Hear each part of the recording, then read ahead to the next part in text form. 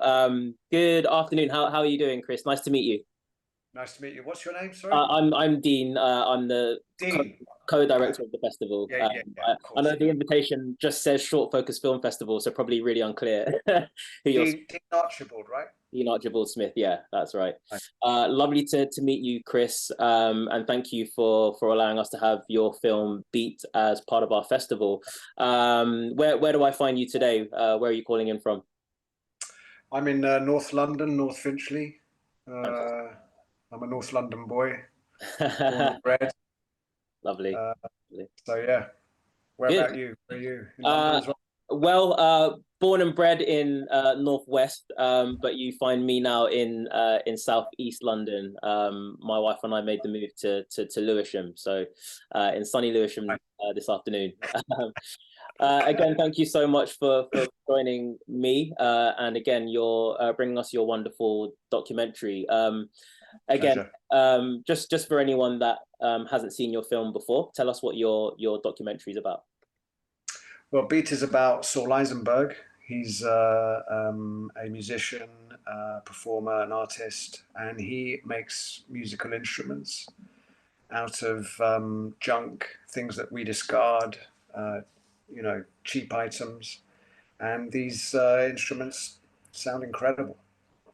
And that's what it's about. It's basically I wanted to get as close to a fly on the wall documentary as possible.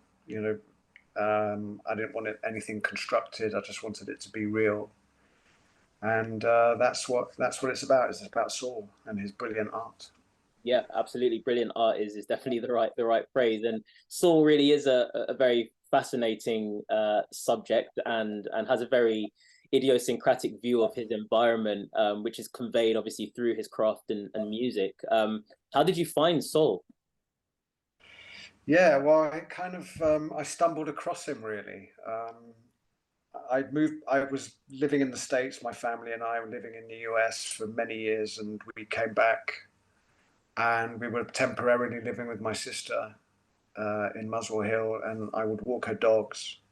And in order for a shortcut to the park, you'd go around a back alleyway, and it was the back alleyway, the typical London back alleyway where you've got like the back of restaurants, bookies, bakers.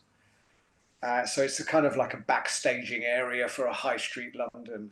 And I'm walking along and I hear the whir and crash and bang of big industrial tools. And the dogs are like, oh, and I'm trying to walk the dogs. And then I hear this, suddenly it stops the tools, and I hear this beautiful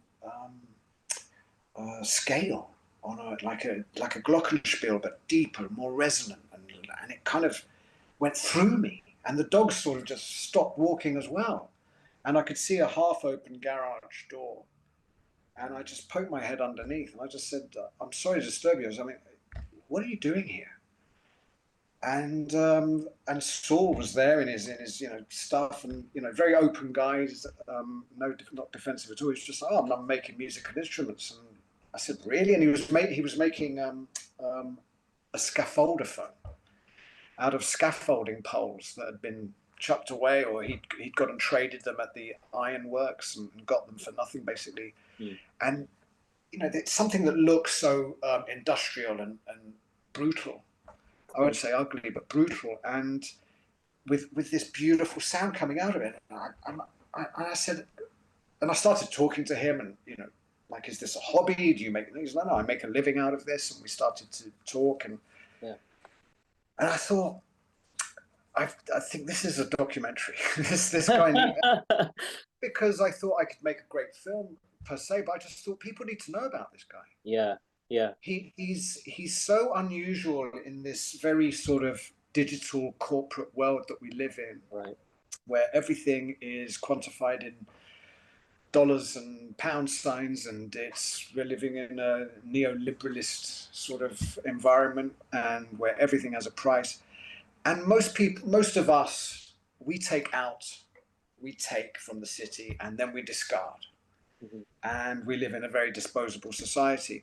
And here's someone who's taking the stuff that we throw away, and he's not only turning it into something beautiful, but he supports his family with it. Yeah. And I just think that's magical. Yeah. And I think, and his purity of vision, I mean, he doesn't, there's no cynicism to him. He does it because this is what he loves to do. And in a way, he's lucky because he's found what he loves to do. Mm. And I think that's rare these days. I mean, people don't know what they love even. They just think what they should want and desire. Yeah. And this is a passion that this guy's got. Sure. And he makes a living out of it, and you know that's how I met him. Anyway, sorry, long-winded answer. No, well, I mean that's amazing, and yeah, great to have so much more context really to him as a person, and it is such a rare kind of person, or almost sentiment to encounter, but also quite a rare thing to capture too. I mean, it's something that Saul mentions, that percussion for him is enjoyable for its visual aspects as well. It is pleasing to watch. Is that something that you could relate to, and how important was it for you to convey that sentiment? That's a really good question, because percussion, I think, is, for me, I mean, I always hear the beat first. And when I started, and I think percussion is probably, other than the voice, is probably the first thing we did where we thought, let's hit something in a rhythm, in a beat, for its own sake, or even to sort of communicate something, which is what music is, I guess, a form of communication. And I think that percussion, it goes to the very roots of, our desire to make music. Yeah. And I think actually our desire to make music has probably come to us in the womb, with the heartbeat of our mother. Yeah. And we hear that, and that's the first beat we hear. Yeah. Sorry, you were going to ask a question. No, I was just going to chime in. I'm actually a drummer myself, so it's an idea that really resonates with me as well. It's always the first thing that I hear when I hear music with a beat, and then the vocal. If anything, for me, the vocal comes last. I'm terrible with lyrics, but give me a good beat and I'm sold. He mentions also at the start of the film that he never really enjoyed traveling the world, which seems in contrast really with his very kind of worldly ideas and interests and forms of expression.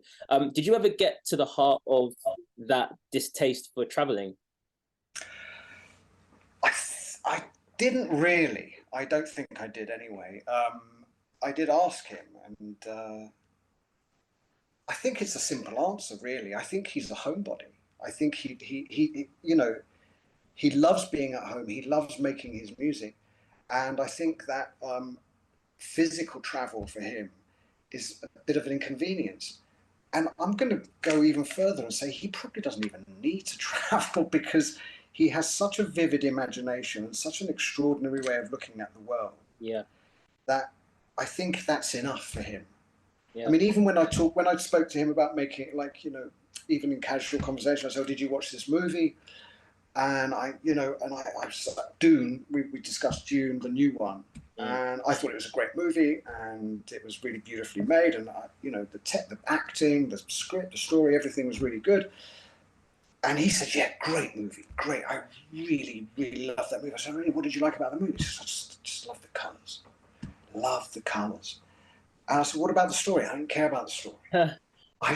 So for 2 hours, he was enthralled with something that was different. That was different than the way I would look at something. And I think, in a way, he's probably get some sort of extra enjoyment that maybe a lot of us don't get. That because he views the world. I mean, there is this study, isn't there, that you can actually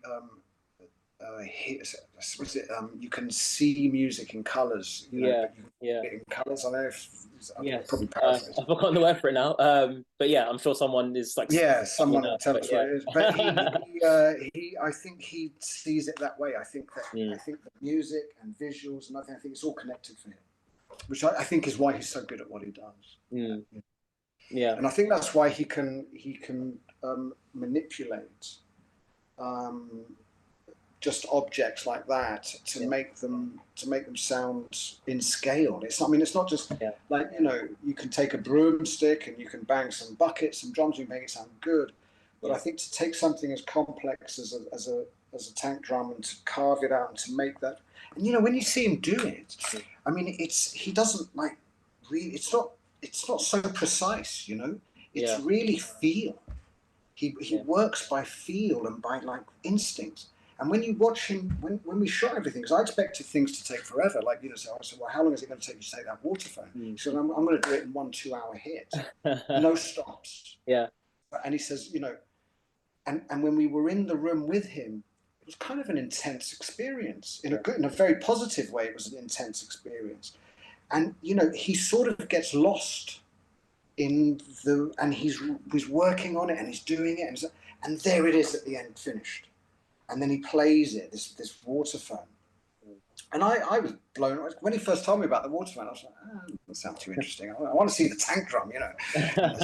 He's like, no, you're going to love this thing. And he starts getting these pizza pans together. And then when he started playing it, I thought, oh, I get it now. Yeah. I get it. And it was just an incredible reveal to me. But the precision, like he says at the end, like, you know, a machine can make these. Yes. But perfection, and this is the other thing I love that he said, is that perfection doesn't sound quite right. Yeah. You need to tweak. It's personal preference. Yeah. So everyone's ear is different. Everyone's feel is different. Everyone's mood is different. And because he's a jazz musician as well, you know, he's comfortable in that sort of freedom, you know. I love that about the film. And sorry, as you were answering the question, I think the word came to me. It's synesthesia, I think. I believe. Yes, that's it. That's the one. Seeing sound. But you kind of preempted me really, because I really enjoyed that too. You know, seeing the ways in which Saul kind of transforms the materials that he stumbles on. He describes it at one point as alchemy. You know, he's more interested in the personal magic of the craft rather than the kind of science of exact notes. You know, as a personal relationship to what he hears. But I also felt, you know, watching the film, you were mirroring that idea through the use of, you know, a variation of techniques rather than a uniform approach. So, you know, using still photography, multi-split screen, verite long takes at times, chapter breaks, voiceover, live performance, talking head interviews. How would you describe your own approach to the filmmaking process? Well, documentary. This is my first documentary. I'm a screenwriter. Writing is my main passion. I've always loved documentary. My view going in on it was that I was going to be as reactive to what he does, as opposed to try and preempt what he does. So, or try and manipulate what he does, or even I didn't even like to ask him to repeat things. I thought, and that's why sometimes it looks a bit rough, is because I thought, well, the film has to be the same as what he's doing, because it's a homespun, rough-hewn sort of artisan feel. And I thought, well, you know, and frankly, that's all I could afford to do, right? So, you know, because it's over many months of shooting, because, you know, like I'd shoot for a couple of days, then he would be busy, or I would be busy, and then I'd shoot a week later, and then something would come up, and I'd say, oh, I really want to shoot that, like the festivals and things like that. And he'd say, oh, I'm building this tomorrow. Do you want to come and do that? Yeah. Or I can't do this for 3 weeks. So it was very, and I didn't want to manipulate or try and do it all in one block unnaturally. I wanted to reflect his life as closely as possible, because it was kind of like a privilege to sort of be there in a way, because he was under no obligation. I didn't pay him, obviously, on no obligation to do this with me, but I think he was thrilled that someone was interested in what he was doing. I mean, he actually was kind of like, what do you want to do a documentary about me for? You know, I was like, why? This is not interesting. I said, believe me, it's interesting. You know, if you don't know about this stuff, this is amazing, you know. Yeah. And so my approach was to be reactive, to reflect, and to allow him to be as much as possible. But even then, I mean, whatever happens, having a camera in your presence is going to change things. And he said to me, he said, like, you know, having you there and doing this was a new experience for him. And he was quite thrilled with that. He didn't know whether he was going to like it or not, having us there. But he actually liked it, and I think he viewed it as another type of performance. Yeah. That's not to say that there was any mendacity. There was any sort of he wasn't trying to construct anything, but it took an element of performance. And I think he really enjoyed it, and he was thrilled with doing that. But it's so pure what he's doing. You can't really view it with cynicism. Yeah, no, it really comes through, and it feels reactive to his ideas when you actually kind of see the film. It definitely feels like it's kind of shaped around him. So yeah, really impressed. There are multiple points of reference for where his love of making instruments came from, one of which was Moondog. And I have to admit, I wasn't aware of Moondog before seeing this documentary, so thanks for the education there. I still need to do some digging, but I love that the film branches out to other points of cultural interest. What was your awareness of Moondog prior to making the film, and could there be a Moondog documentary coming up next? Like you, I'd never heard of Moondog, or I thought I'd never heard of Moondog. In fact, I'd heard Moondog songs without knowing that I'd heard them. I mean, he did. There was a hit. What was it? I can't remember the name of the song now. That it was remixed into a dance tune recently, but he did it. Right. It'll come to me in a minute. And he worked with Philip Glass, who's a classical composer from New York, who did the music, whose music was used for Requiem for a Dream. I don't know if you remember that. Yes. And I've got some Philip Glass vinyl, and it's amazing. But I'd never heard of Moondog, and I sort of, the Moondog stuff, I sort of, when I did an original cut, and even though he discussed Moondog, I didn't have it in the cut. And when I was watching that, I thought, this needs context. And I reviewed all the footage again, and I found the stuff about the Moondog, and I thought, actually, that's interesting. That needs to be in there too. And it was expensive because I had to get the stock footage, the stock photographs, which aren't cheap, Yeah. But I thought it was necessary. It was worth it because you have to have a broader context. And in fact, that was one of the things that I found difficult for me personally, because I'm not really a cameraman, but you have to get B-roll is really important in documentary to help give a visual context and to help bring the subject out of itself. Otherwise, if you're just inside all the time and everything's inside, as a viewer, for some reason, you start to become claustrophobic and you lose interest in, or you lose focus in what you're watching. So I felt like I had to get more B-roll, and God, that was a mission because I'm just no good at it. It's just like, I tip my hat to good cameramen who know how to frame stuff to make it look interesting. And now I know why you need so many different lenses, because a long lens will focus in on something really nicely as opposed to a wide angle lens, which is for something different. So it definitely helped with my appreciation of lenses and doing things like that. And it's amazing how creative documentary can be in terms of within the technical confines. If you are willing to go down that road of being reactive and not try and manipulate things. I think there's nothing worse as a viewer than being manipulated. I really don't like it. That's why I get really irritated. Kind of a learning experience and an alchemical experience for you as well. Oh no, massive. I mean, as I said, I've made fiction, but I've always loved documentary, and I've always loved particularly the old BBC documentaries from the 50s, 60s, 70s, because they had time, and there was no sort of like imperative for something. If you ever see a guy called Fred Dibner, the Steeplejack, just look him up on YouTube, and it's about a guy who climbs up chimneys and knocks them down. Heard about him, yeah, very recently actually, yeah. The beautiful documentaries, old BBC half-hour documentaries about this guy doing something that is extraordinary, but he's such a normal guy, and I like that style, and I wanted. That's what really influenced me. And from the very beginning of making Beat, I thought, that's what I want to do. I don't want it to be too slick and digital. It won't look right for this. There has to be something analog about it and soft, as opposed to the hard edge. Do you know what I mean? Yeah. I'm sure you do. So that was a big influence on me. Is those I would highly recommend the Fred Dibner documentaries. Are just and just watching anything with people with heights, it always just like, oh my God. So, yeah, it's my second recommendation to check him out, so I certainly will. I'm afraid we have to wrap it up here, but just before I let you go, and I could talk about this film all day and hearing you speak about it, but what are you working on next? Will it be another film, or are you screenwriting anything else?